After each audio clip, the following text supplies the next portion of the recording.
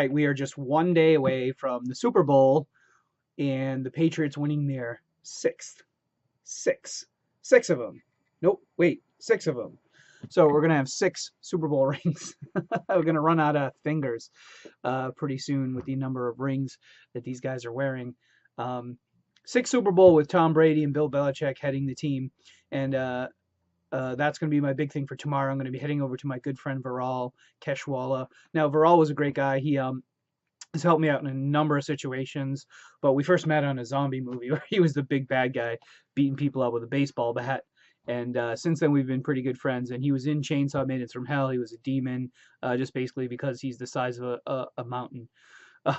He's a big dude. He used to play college football. He's now actually an agent for football players and is really excited to be working in the football field. So it's great. I'm going to go hang out with him. He got a new house on the beach, and I haven't seen it. He's got a house on Revere Beach, so I'm going to go check that out. I'm really excited about what I'm going to be doing for the Super Bowl. I'm super jealous of my friend Sarah, who I just found out got tickets to the Super Bowl, and she's headed out there. But good luck out there. Have some fun and cheer the Pats on. Hopefully they can hear you out in the stands making noise with the rest of the big Patriots fans. So the Super Bowl weekend is going to be really big here in New England. It always is. And, we've gone to now 8 Super Bowls, and we've won a majority of them. So, I've got good hopes for the team today and tomorrow. And of course, I think it's going to be a tough fight. I really think they're not going to be ahead in the first half. But I just saw a really great article about the Patriots' endurance, and I talked about this. The Patriots have the best endurance out of any team. They are a second half team. They come back after the halftime stronger than ever, ready to kick some butt, and I think that's what's going to happen in this football. We might see a close game. I don't think it's going to be like last time when it was 3-28 going into the second half. I think it's going to be more like it's probably going to be more like a close game. They might even be slightly behind, but I think the Patriots are going to just take it as the Eagles just get more and more tired as things go on. So yeah. It's going to be a great game, but I don't think it's going to be a one-sided killing, and it never really is. And I don't predict a come-from-behind victory that we had last time. So it's going to be a lot of fun to watch that. Now, on to more things. I'm going to start to be previewing The Legend of the Dark Clown.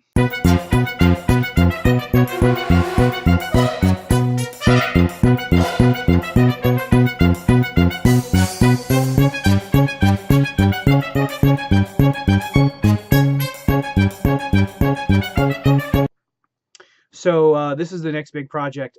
Basically, Chainsaw Maidens. We shot that in 2014, and we made it as much as we possibly could. We tried to give it as much of a life as we can. It got distribution, headed to the film markets, and now is up on Troma.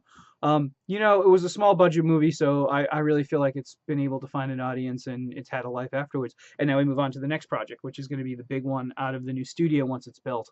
And this is called The Legend of the Dark Clown.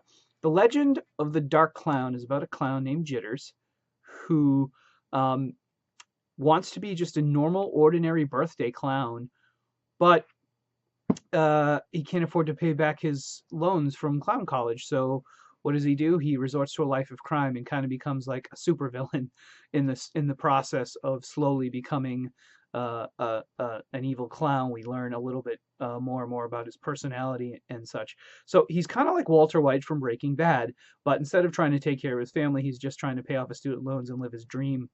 And his dream kind of becomes a nightmare as he gets sucked more and more into this sort of corrupt world. And I really plan what I think is a theory of mine that I'm going to talk a little bit about called the villain's journey. I think this is a really cool concept because we have something called the hero's journey.